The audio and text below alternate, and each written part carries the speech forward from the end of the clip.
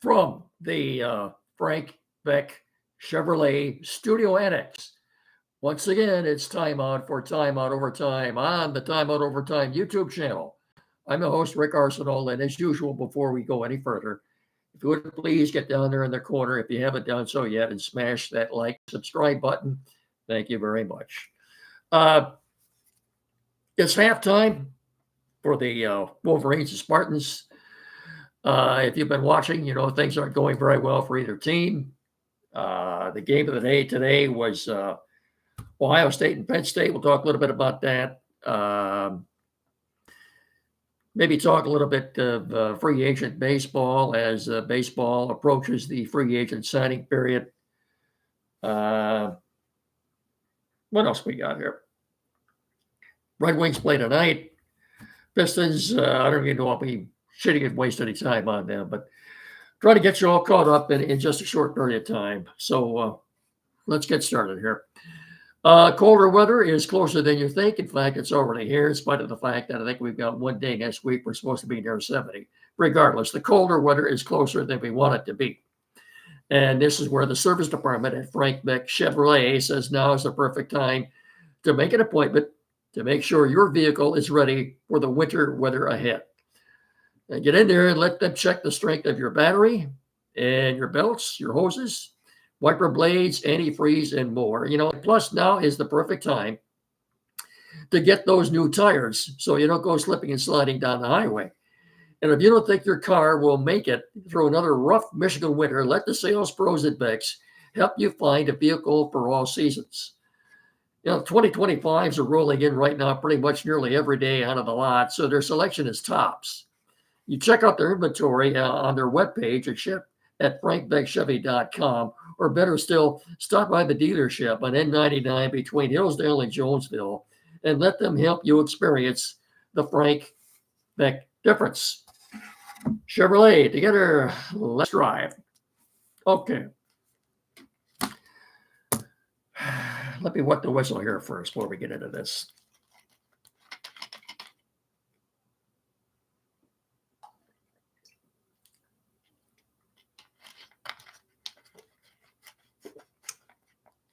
I think we'll get the college football out of the way first. That won't take very long.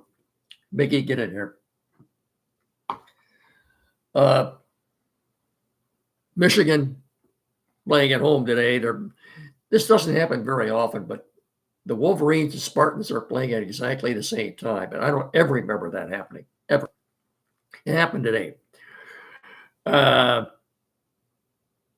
Michigan was more than a 2-touchdown underdog to number 1 and undefeated Oregon. And then that game is going accordingly. It's halftime, and the Ducks are leading the Wolverines 28-10. That's an 18-point differential, and quite frankly, I don't think the game has been that close. Ugly.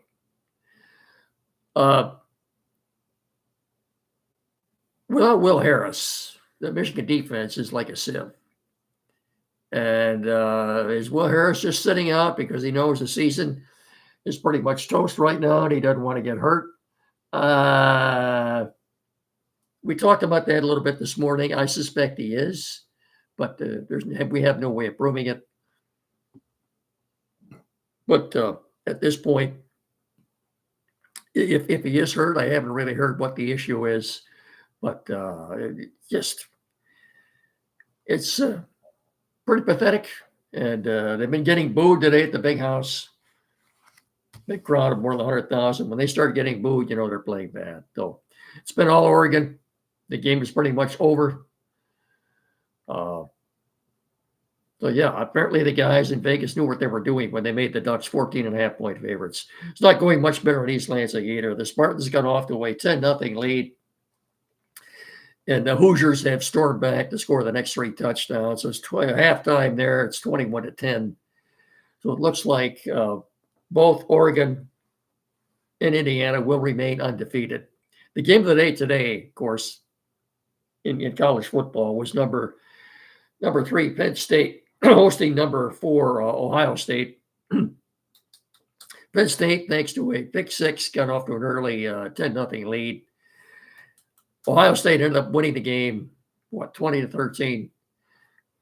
So the two teams will probably flip-flop positions. Or, pardon me, in other words, Ohio State will go to the third-ranked team, and the Penn State will be ranked fourth, more than likely. I don't. If Penn State gets dropped it goes down any further than that, I'll be surprised. Look, it was a relatively close game. It was a competitive game between two pretty evenly matched teams. It was a good game. Two good teams. Do they both deserve to be in the playoffs? Absolutely, absolutely. Well, more than likely right now, you're going to have four Big Ten teams among the 12 in the playoffs. Ohio State, Penn State, Oregon, and Indiana. That's the way it looks anyway right now. So much for college football. We got that out of the way. Pistons, I'll spend about 10 seconds on them telling you they had embarrassing. They lost by more than 30 points to the Knicks last night at Little Caesars Arena. The Knicks are, in my humble opinion, the Knicks are a pretty mediocre team, but they had their way with the Pistons last night. Disgusting game. It's hard to watch, really is. Pistons are sad. I don't see any point in wasting any more time with them. Red Wings play tonight at 7 at Little Caesars. It's a rematch of last Saturday's game with the Sabres in Buffalo. Of course, they lost last week. Issue with the Red Wings is that they don't look any better than the Pistons do. So much sustained play in their own end of the ice. It's a problem with puck possession. They're getting outshot 2-1. They have no power play. It's a real effort for this team just to try to score a goal. Period. And again.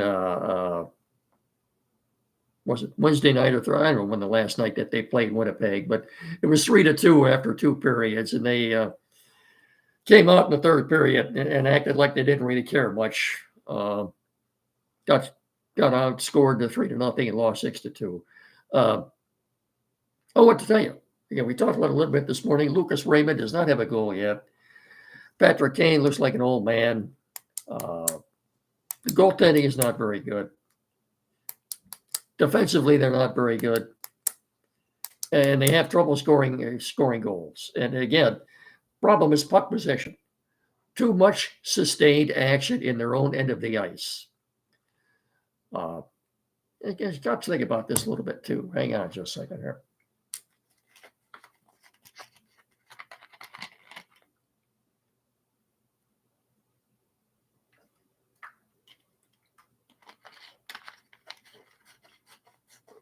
Little Caesars Arena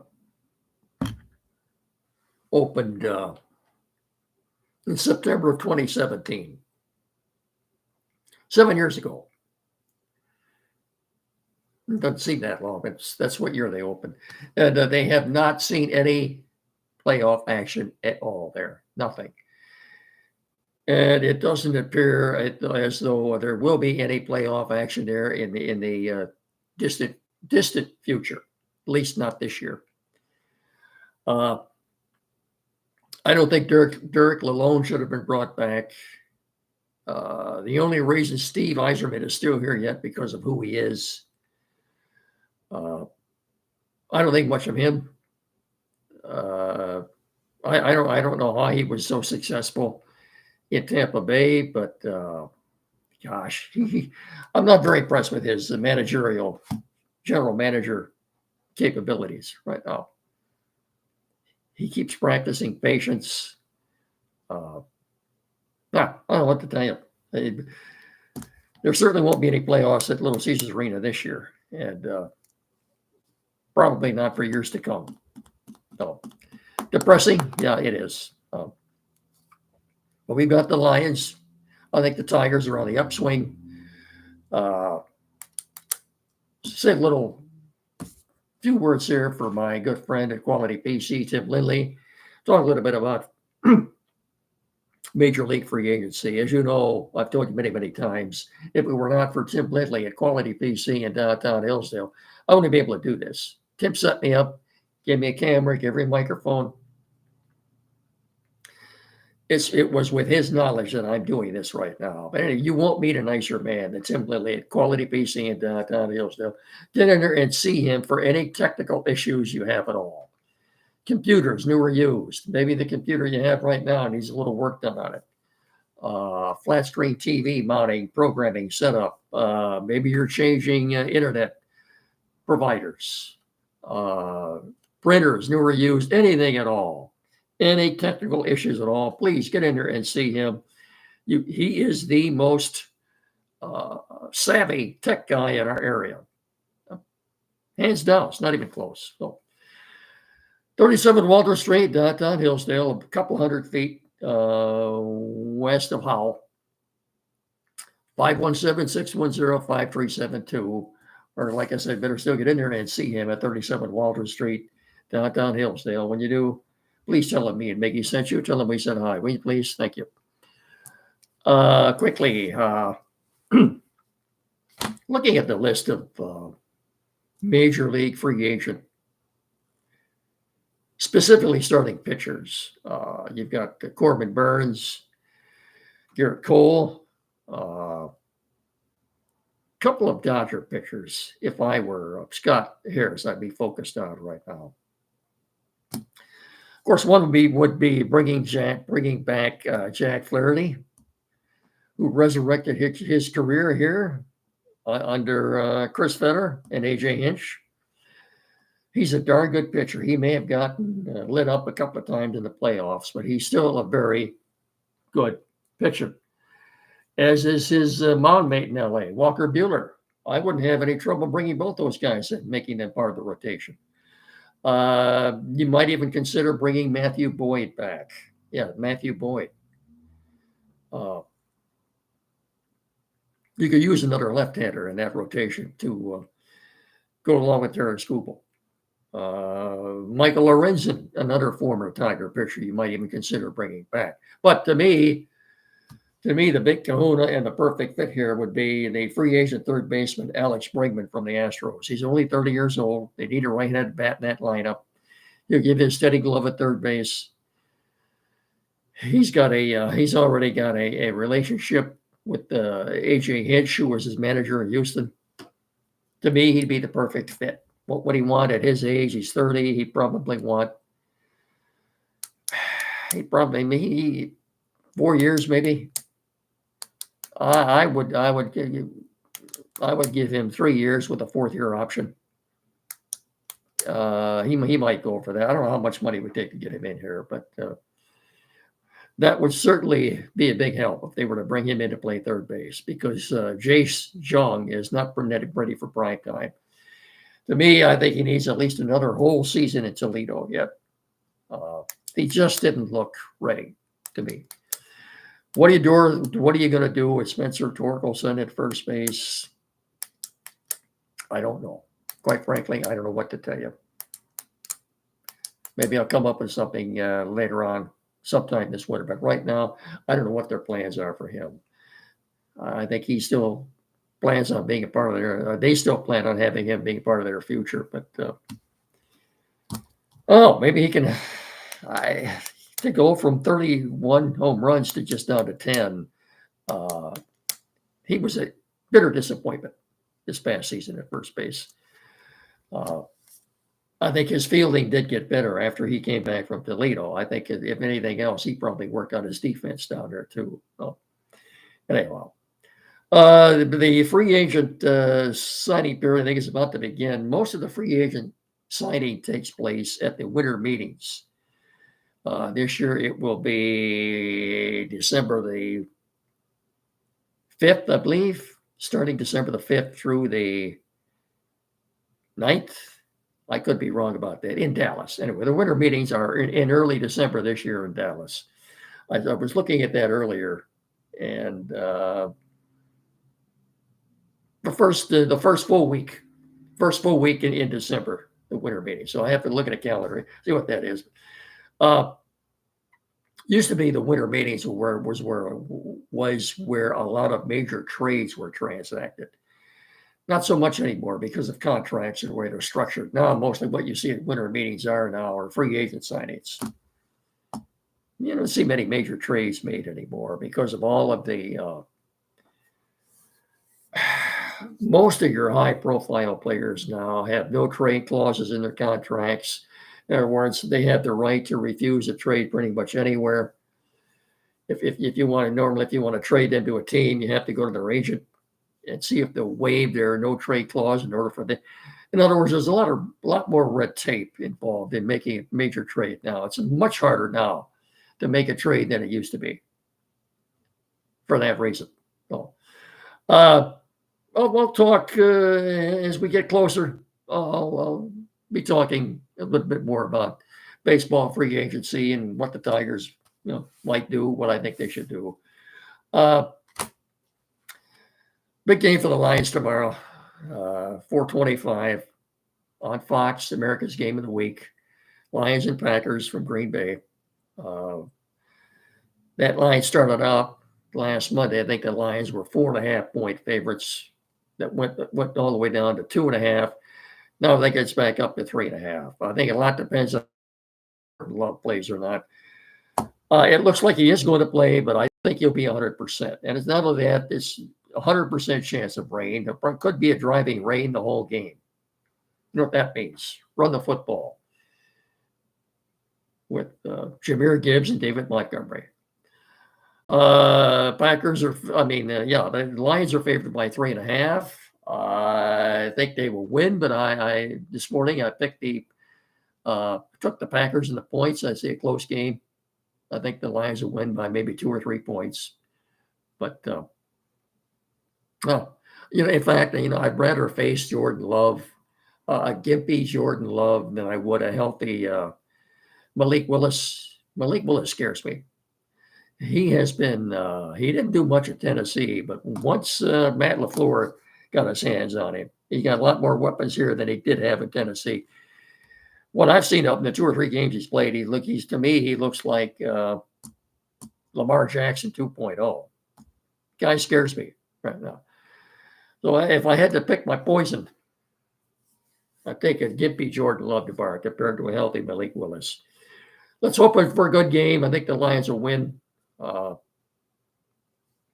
Keep one thing in mind, too. I've got breaking news for all Lions fans. Folks, the Lions aren't going 16-1. Could stop and consider that, too, for a minute. They're not going to, should they be 7-0? Yeah, they should be. They should have beaten Tampa Bay, but they're not going to go 16-1. That's not going to happen. Keep that in mind. I do think they'll win tomorrow. Anyway, was that all? We got that out of the way. Anything else? Before we get cut out here, the NFL trade deadline is 4:00 Tuesday. 4:00 Tuesday Eastern time. Hang on.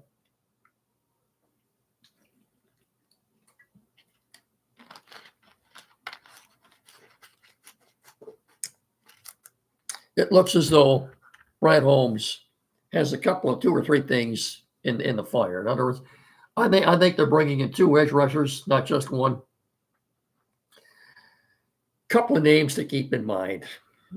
I think he's got some things in place, but the general managers he's talking to told him, let's wait until Sunday. Call us back on Monday or Tuesday. I look for Holmes to probably make a couple of deals before the deadline on Tuesday. Couple of names to keep in mind. Aziz Ojulari, the outside linebacker of the Giants. He's on the smaller side. He's 6'3", about 240. He's having a good year. He's got 6 sacks already. As I said, he's an outside linebacker, but as far as getting after the quarterback, he's had a good year doing that so far. He is in the last year of his contract. He's 24 years old. The other one, Zadarius Smith, 32-year-old edge rusher for the Browns. He's also having a good season. think he's got 5 or 6 sacks already. He has already said publicly stated he wouldn't mind playing for the Lions. Again, who are the Browns playing tomorrow? I don't know. Completely forgot, but I think I picked them to lose tomorrow. Anyway, yeah, this is Darius Smith. He's what is he? 6'5", 275, but he's having a good year this year. I wouldn't mind seeing the Lions bring both those guys in. You could probably get Smith for a 4th rounder, okay? And you could probably get the Ojulari for a 5 or 6. Smith, you'd have for 1 more year next year yet. He's under contract for another year. So in other words, your edge rushers next year, your bookends would be Zadarius Smith and Aiden Hutchinson.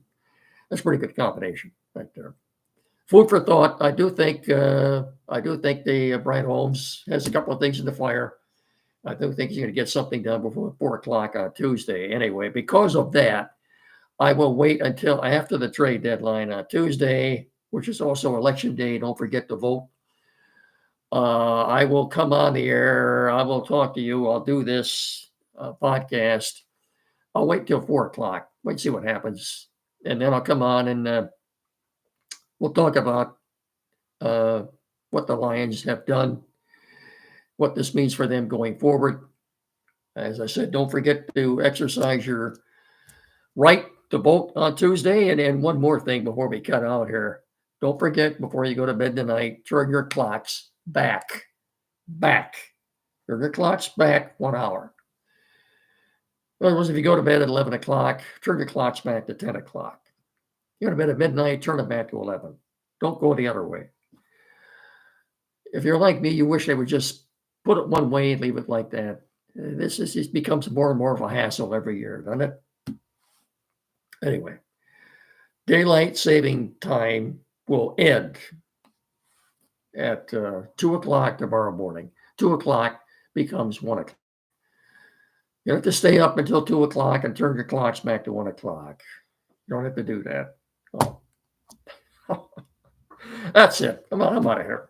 Don't forget, as usual, every Saturday morning here locally on WCSR 92.1 FM, Time Out with Andy and Jed. As I said, I'll talk to you after the trade deadline expires Tuesday to talk about what the Lions did or didn't do. So until then, have a good rest of your weekend. Remember, treat each other with respect. So long, everybody, and go Lions.